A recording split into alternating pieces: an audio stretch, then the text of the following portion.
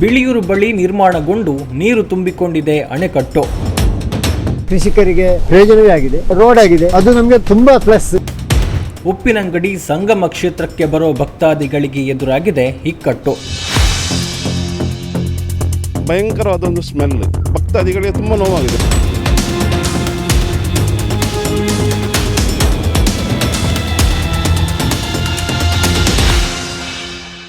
ಇದನ್ನು ಕೇಳಿದರೆ ಎತ್ತಣ ಮಾಮರ ಎತ್ತಣ ಕೋಗಿಲೆ ಎನ್ನುವ ಪ್ರಶ್ನೆ ಎದುರಾಗಬಹುದು. ಪೆರ್ನೆಯಲ್ಲಿ ಅಣೆಕಟ್ಟು ನಿರ್ಮಾಣಗೊಂಡು ನೀರು ನಿಂತರೆ ಇಲ್ಲಿಂದ 7ರಿಂದ 8 ಕಿಲೋಮೀಟರ್ ದೂರದಲ್ಲಿರುವ ಉಪ್ಪಿನಂಗಡಿ ಕ್ಷೇತ್ರಕ್ಕೆ ಬರುವ ಭಕ್ತರಿಗೆ ಇಕ್ಕಟ್ಟು ಹೇಗೆ ಎನ್ನುವ ಪ್ರಶ್ನೆಯನ್ನು ಕೇಳಬಹುದು. ಆದರೆ ಇದು ಸತ್ಯವಾದ ವಿಚಾರ. ಪೆರ್ನೆ ಬಿಳಿಯೂರು ಬಳಿ ಈ ಅಣೆಕಟ್ಟು ಜೊತೆಗೆ ಸೇತುವೆ ನಿರ್ಮಾಣಗೊಂಡು ಅಂತರ್ಜಲ ವೃದ್ಧಿಯಾಗಿ ಆ ಭಾಗದ ರೈತರಿಗೆ ಸಂತಸ ತಂದಿದ್ರೆ, ಉಪ್ಪಿನಂಗಡಿ ಭಾಗದಲ್ಲಿ ನದಿ ಮಾಲಿನ್ಯದಿಂದಾಗಿ ಉಪ್ಪಿನಂಗಡಿಯ ಸಂಗಮ ಕ್ಷೇತ್ರಕ್ಕೆ ಬರುವ ಭಕ್ತಾದಿಗಳಿಗೆ ಸಂಕಟವನ್ನು ತಂದೊಡ್ಡಿದೆ.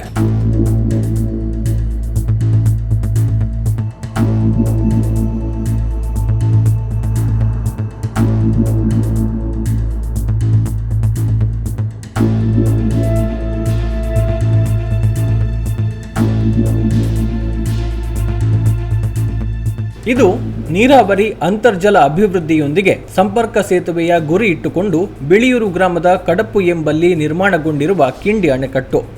ಸಣ್ಣ ನೀರಾವರಿ ಮತ್ತು ಅಂತರ್ಜಲ ಅಭಿವೃದ್ಧಿ ಇಲಾಖೆಯ ಪಶ್ಚಿಮ ವಾಹಿನಿ ಯೋಜನೆಯಡಿ ಸುಮಾರು 51.68 ಕೋಟಿ ರೂಪಾಯಿ ಅನುದಾನದಲ್ಲಿ ಅಣೆಕಟ್ಟು ಸೇತುವೆ ನಿರ್ಮಾಣಗೊಂಡಿದೆ. ಅಕ್ಕಪಕ್ಕದ ಕೃಷಿ ಜಮೀನಿಗೆ ನೀರಾವರಿ ಸೌಲಭ್ಯವನ್ನು ಒದಗಿಸುವುದರೊಂದಿಗೆ ಸಂಪರ್ಕ ಸೇತುವೆಯ ಮೂಲಕ ನದಿಯ ಈ ದಂಡೆಯಲ್ಲಿರುವ ಬಂಟ್ವಾಳ ತಾಲೂಕಿನ ಬಿಳಿಯೂರು ಗ್ರಾಮ ಹಾಗೂ ಆ ದಂಡೆಯಲ್ಲಿರುವ ಬೆಳ್ತಂಗಡಿ ತಾಲೂಕಿನ ತೆಕ್ಕಾರು ಗ್ರಾಮವನ್ನು ಒಂದುಗೂಡಿಸುವ ಉದ್ದೇಶದಿಂದ ನಿರ್ಮಾಣಗೊಂಡಿರುವಂತಹ ಕಿಂಡಿ ಅಣೆಕಟ್ಟಿನ ಕೆಲಸಗಳು ಮುಗಿದಿದ್ದು, ಗೇಟ್ ಅಳವಡಿಕೆ ಮಾಡಿ ನೀರು ನಿಲ್ಲಿಸಲಾಗಿದೆ. ನಿಗದಿತ ಮಟ್ಟಕ್ಕಿಂತ ಹೆಚ್ಚಿರುವ ನೀರು ಅಣೆಕಟ್ಟಿನ ಮೂಲಕ ಹರಿದು ಹೋಗ್ತಾ ಇದೆ. ನೀರು ಮೈದುಂಬಿಕೊಂಡ ಅಣೆಕಟ್ಟು ಮನೋಹರವಾಗಿ ಕಾಣ್ತಾ ಇದೆ. ಮಾತ್ರವಲ್ಲ, ಸ್ಥಳೀಯ ಜನರಲ್ಲಿ ಸಂತಸ ತಂದಿದೆ.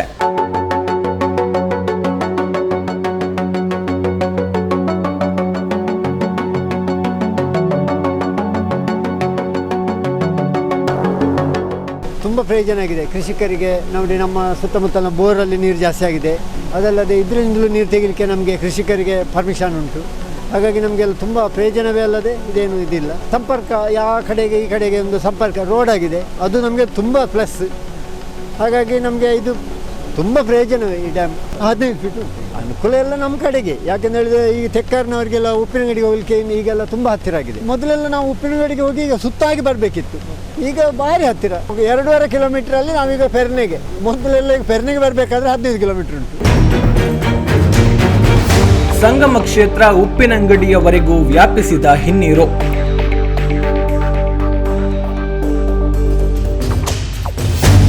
ಮಲಿನ ನೀರಿನಿಂದಾಗಿ ಸಂಕಟ ಪಡುತ್ತಿರುವ ಕ್ಷೇತ್ರದ ಭಕ್ತರು.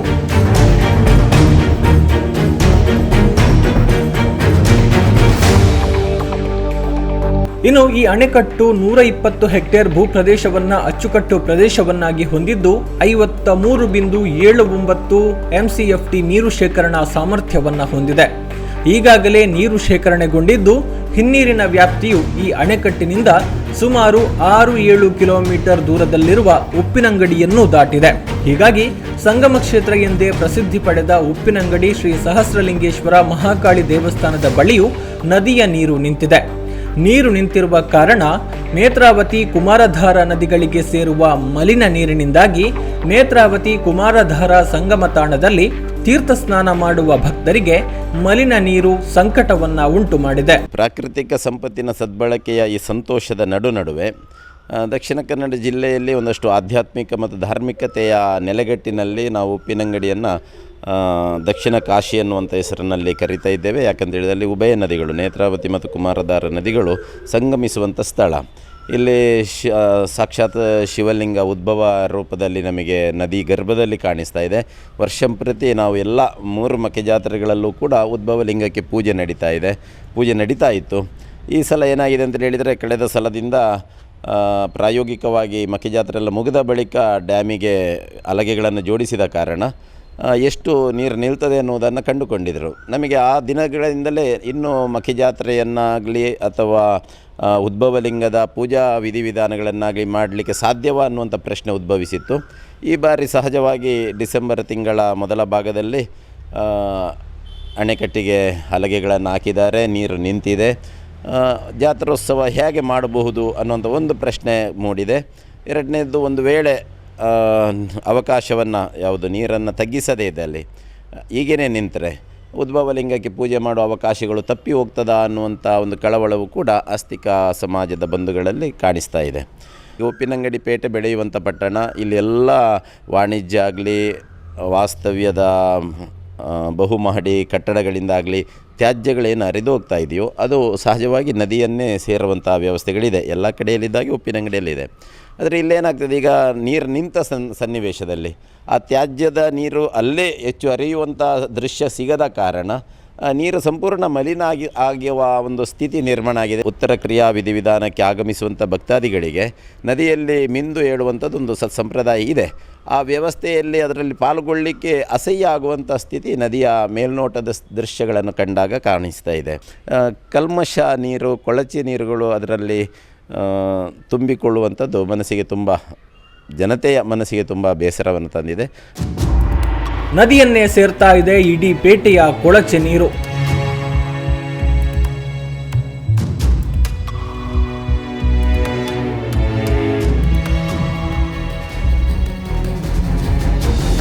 ಹರಿವಿಲ್ಲದ ನದಿಯ ನೀರಿನಲ್ಲಿ ರಾಶಿ ರಾಶಿ ತ್ಯಾಜ್ಯಗಳು.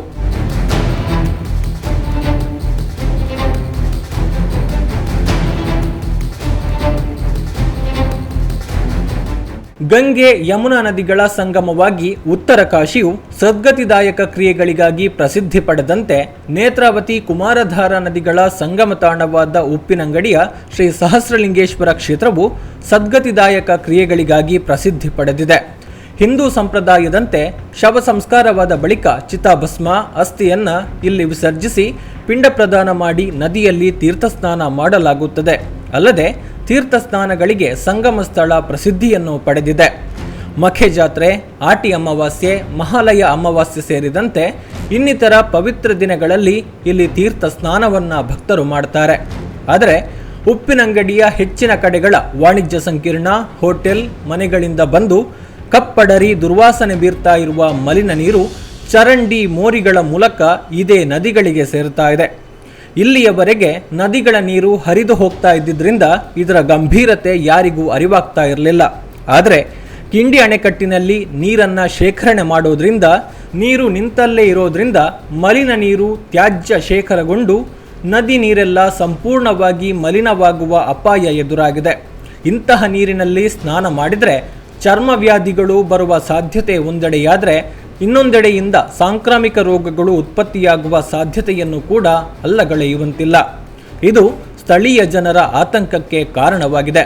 ಈ ಕೊಳಕು ನೀರು, ತ್ಯಾಜ್ಯದ ನೀರು, ಅಂಗಡಿ, ಹೋಟೆಲ್ ಮಾಲೀಕ ಇವರದ್ದು ಎಲ್ಲವನ್ನು ನದಿಗೆ ಬಿಟ್ಟರೆ ನೀರು ಹರಿದೋಗುವುದಿಲ್ಲ. ಈ ನದಿಯ ನೀರು ಹಾಳಾಗಿ ಹೋಗ್ತದೆ. ಆಗ ನಮ್ಮ ತೀರ್ಥ ಎಲ್ಲಿ ಮುಟ್ತದೆ ಅಂತ ನಾವೇ ಗ್ರಹಿಸಿಕೊಳ್ಬೇಕು. ಉಪ್ಪಿನಂಗಡಿ ಸಹಸ್ರಲಿಂಗೇಶ್ವರ ಟೆಂಪಲ್ನಲ್ಲಿ ಆಗಿರುವಂಥ ವಿಚಾರಗಳು, ಇಲ್ಲಿ ಈ ಕೊಳಚೆ ನೀರು ಬಂದು ಇಲ್ಲಿ ಸ್ನಾನ ಮಾಡಿ ಹೇಳುವಾಗ ಅವರ ತಲೆಯ ಮೇಲೆ ಏನಿರ್ತದೆ, ಆ ನೀರನ್ನು ನೋಡುವಾಗ ಮುಳುಗ್ಬೋದೋ ಮುಳುಗಬಾರ್ದೋ, ಅಲ್ಲ ಪುಣ್ಯಕ್ಷೇತ್ರದಲ್ಲಿ ಪುಣ್ಯ ಇರ್ತದೋ ಇಲ್ಲೋ ಅಂತ ಭಾವನೆ ಬರ್ತದೆ. ಇಂಥ ಒಂದು ಕ್ಷೇತ್ರದಲ್ಲಿ ಈ ಥರ ಆಗೋದು ತುಂಬ ಬೇಸರದ ವಿಚಾರ. ಮುಳುಗಡೆಯಾಗಿಯೇ ಇರಲಿದೆ ನದಿಯಲ್ಲಿರುವ ಉದ್ಭವಲಿಂಗ.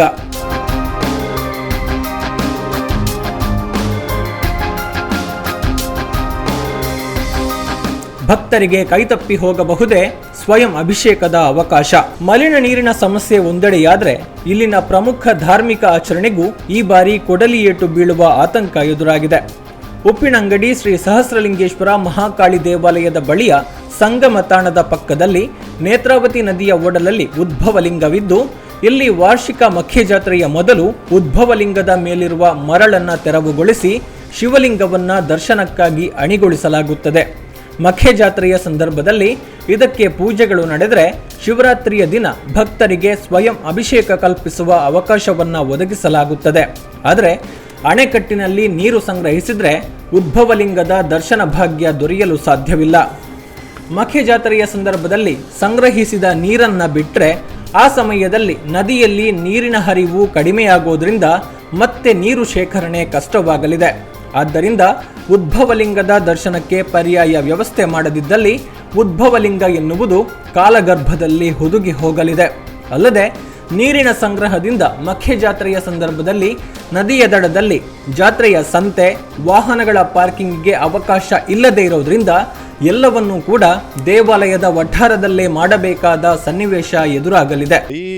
ಅದರ ಭಯಂಕರವಾದ ಒಂದು ಸ್ಮೆಲ್ ಅಂದರೆ ಇನ್ನೂ ನೋಡುವಾಗ ಮತ್ತು ಸಹ ಜಾಸ್ತಿ ಆಗ್ತುಂಟು. ಈ ಕೊಳಚೆ ನೀರನ್ನೆಲ್ಲ ದೇವಸ್ಥಾನ ಇದರ ನದಿಗೆ ಬೀಳುವುದರಿಂದ ಅದು ನೀರಿನ ಮಾಲಿನ್ಯತೆ ತುಂಬ ಆಗಿದೆ. ಈ ಎಲ್ಲೆಲ್ಲಿಂದ ಬಂದು ಕಸ ಬಿಸಾಡೋದು, ಬ್ರಿಡ್ಜಲ್ಲಿ ನಿಂತು ಅಲ್ಲಿ ನಿಂತು ಜನರಿಗೆ ಏನಾಗಬೇಕಂತ ಹೇಳಿದರೆ ಅದರ ಅರಿವು ಮೇನ್ ಬೇಕು. ಅಂದರೆ ನೀರು ಅಂದರೆ ನಮಗೆ ಒಂದು ನನ್ನ ಇದರಲ್ಲಿ ದೇವತೆ ಹೇಗೆ ಅಂದರೆ ಈ ಕುಡಿಯುವ ನೀರು ಇಲ್ಲದಿದ್ದರೆ ನಾವು ವಾಯು ಮತ್ತು ನೀರಿಲ್ಲದೆ ನಮ್ಮ ಮನುಷ್ಯರು ಯಾರು ಬದುಕಲಿಕ್ಕೆ ಸಾಧ್ಯ ಇಲ್ಲ. ಅಂಥ ನೀರನ್ನೊಂದು ಮಾಲಿನ್ಯ ಮಾಡುವಾಗ ನಾವು ಸ್ವಲ್ಪ ಥಿಂಕ್ ಮಾಡಬೇಕು. ವಿಷಯ ಏನಂತ ಹೇಳಿದ್ರೆ ಆ ನೀರಿಗೆ ಬಿಸಾಡುವ ಇದು ತ್ಯಾಜ್ಯ ಪುನಃ ನಮ್ಮ ಹೊಟ್ಟೆಗೆ ಸೇರೋದು ಅದು ಜನಗಳಿಗೆ ಗೊತ್ತಾಗೋದಿಲ್ಲ. ಅಂದರೆ ಅದರ ಅರಿವನ್ನು ಮೇನ್ ಮುಟ್ಟಿಸಬೇಕು ಜನಗಳಿಗೆ. ನಮ್ಮ ಜಾತ್ರೆ ಅಂತ ಹೇಳಿದ್ರೆ 3 ಜಾತ್ರೆ. ಈ ಮಖೆ ಜಾತ್ರೆಯ ಬಗ್ಗೆ ಒಂದು ನಮ್ಮದು ಶಿವರಾತ್ರಿ ಅಂತ ಹೇಳಿ ಅದರ ವಿಭಿನ್ನ ಜಾತ್ರೆ. ಅಂದರೆ ಉಪ್ಪಿನಂಗಡಿ ಮೇನ್ ಜಾತ್ರೆ ಇರೋದು ಶಿವರಾತ್ರಿಗೆ ಆದ ಅದರದ್ದೇ ಒಂದು ಇದುಂಟು. ಅಂದರೆ ಇಲ್ಲಿದು ಎಲ್ಲ ಬಂಧುಗಳು ಹಿಂದೂ ಬಂಧುಗಳು ಹೋಗಿ ಸ್ವಯಂ ಒಂದು ಅಭಿಷೇಕ ಮಾಡುವಂಥದ್ದು ಇದುಂಟು. ಹಾಗೆ ಇದೀಗ ಇಲ್ಲಿ ಅಣೆಕಟ್ಟು ಕಟ್ಟಿ ಈಗ ನಮ್ಮ ಒಂದು ದೇವರ ಒಂದು ಇಷ್ಟು ವರ್ಷದಿಂದ ನಾವು ಮಾಡಿಕೊಂಡು ಬಂದ ಸ್ವಯಂ ಅಭಿಷೇಕಕ್ಕೆ ವಿಘ್ನವಾಗಿದೆ. ಭಕ್ತಾದಿಗಳಿಗೆ ತುಂಬ ನೋವಾಗಿದೆ. ಇನ್ನು ಈಗ ಜನವರಿ ಬಂತು, ಮಾರ್ಚಲ್ಲಿ ಜಾತ್ರೆದ್ದು ಒಂದು ಹಬ್ಬವೇ ನಮಗೆ. ಉಪ್ಪಿನಂಗಡಿ ಅಂತ ಎಲ್ಲೆಲ್ಲಿಂದ ಬಂದು ಇಲ್ಲಿ ಬಂದು ಶಿವರಾತ್ರಿಗೆ ಎಲ್ಲ ಬಂದು ಒಂದು ಅಭಿಷೇಕ ಮಾಡುವಂಥ ಉಂಟು.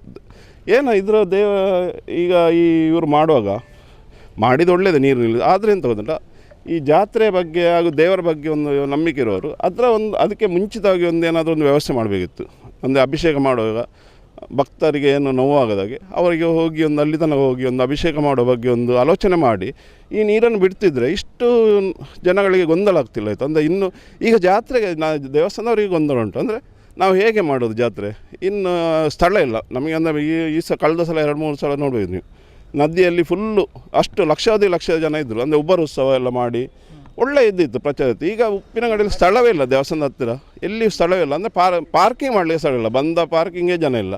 ಮತ್ತು ಅಂಗಡಿ ಈ ಜಾತ್ರೆ ಅಂಗಡಿಯವ್ರನ್ನ ಎಲ್ಲಿ ನಿಲ್ಲಿಸೋದು, ಮತ್ತು ಸಾಂಸ್ಕೃತಿಕ ಕಾರ್ಯಕ್ರಮ ಎಲ್ಲಿ ಮಾಡೋದು. ಗೌರ್ಮೆಂಟ್ ಏನಾದರೂ ನಮ್ಮ ಮುಜರಾಯಿ ಇಲಾಖೆ ಆಗಲಿ ಅವರಿಗೆ ಒಂದು ಇದು ಬಂದು ಅದಕ್ಕೆ ಒಂದು ಹೋಗಿ ಸ್ವಯಂ ಅಭಿಷೇಕ ನಾವು ಮಾಡುವಾಗ ಒಂದು ವ್ಯವಸ್ಥೆ ಮಾಡಿ ಕೊಡಬೇಕಂತೇಳಿ ನಾನು ಕಳಕಳಿ ಕೇಳಿಕೊಳ್ತೇನೆ. ಅಂತರ್ಜಲ ಅಭಿವೃದ್ಧಿಯ ದೃಷ್ಟಿಯಿಂದ ಕಿಂಡಿ ಅಣೆಕಟ್ಟಿನಲ್ಲಿ ನೀರು ಸಂಗ್ರಹಿಸುವುದು ಉತ್ತಮ ವಿಚಾರ.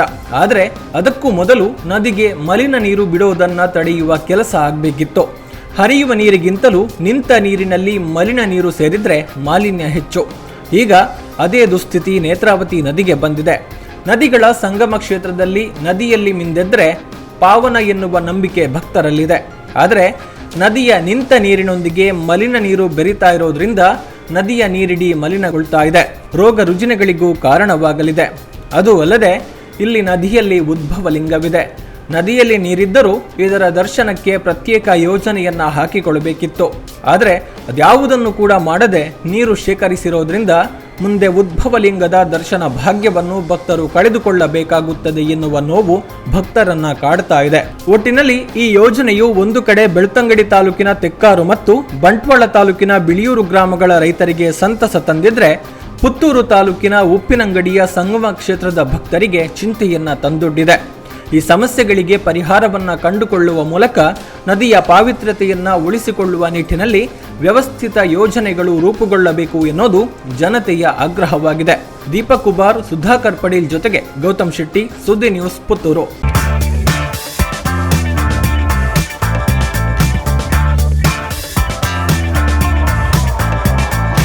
ಚೇತನಾಸ್ ಬ್ಯೂಟಿ ಲಾಂಜ್, ನಿಮ್ಮೊಳಗಿನ ಸೌಂದರ್ಯದ ಅನಾವರಣದ ತಾಣ. Aesthetic spa, makeup, hair styling, salon, ಹೀಗೆ ಎಲ್ಲ ಸೌಂದರ್ಯವರ್ಧಕ ಸೇವೆಗಳು ಒಂದೇ ಸೂರಿನಡಿ. ಚೇತನಾಸ್ ಎಜುಕೇಶನಲ್ ಫೌಂಡೇಶನ್ ಮೂಲಕ ವೈವಿಧ್ಯಮಯ ಬ್ಯೂಟಿ ಕೋರ್ಸ್ಗಳು. ಮೇಕಪ್ ಆರ್ಟಿಸ್ಟ್ ಆಗಬೇಕೆಂಬ ಕನಸಿರುವವರಿಗೆ ಅತ್ಯುತ್ತಮ ಅವಕಾಶ. 2 ದಿನಗಳಿಂದ ಆರಂಭಿಸಿ 6 ತಿಂಗಳವರೆಗಿನ ವೈವಿಧ್ಯಮಯ ಬ್ಯೂಟಿ, ಮೇಕಪ್ ಕೋರ್ಸ್ಗಳು. ಅಂತಾರಾಷ್ಟ್ರೀಯ ಮಟ್ಟದಲ್ಲಿ ಸೌಂದರ್ಯವರ್ಧಕ ತರಬೇತಿ ಪಡೆದಿರುವ ಚೇತನಾ ಎಸ್ ಅವರಿಂದ ನುರಿತ ತರಬೇತಿ.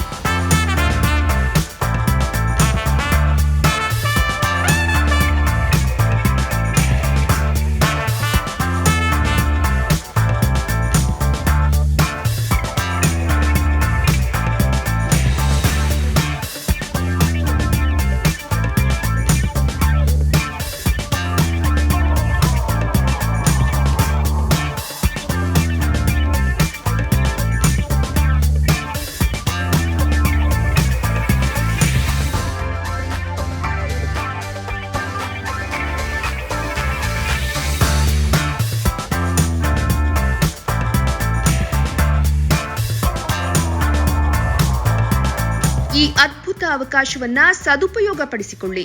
ಚೇತನಾಸ್ ಬ್ಯೂಟಿ ಲಾಂಜ್ 3ನೇ ಮಹಡಿ, Kankanadi gate building, Kankanadi bypass ರಸ್ತೆ, ಮಂಗಳೂರು 575002. ಮೊಬೈಲ್ ಸಂಖ್ಯೆ 9845292411, 9108583714, 8904173914. Email chetanabeautystudio@gmail.com. Web www.cblaunch.com. ಸುದ್ದಿ ಚಾನಲ್, ಕ್ಷಣ ಕ್ಷಣದ ಸುದ್ದಿಗಾಗಿ.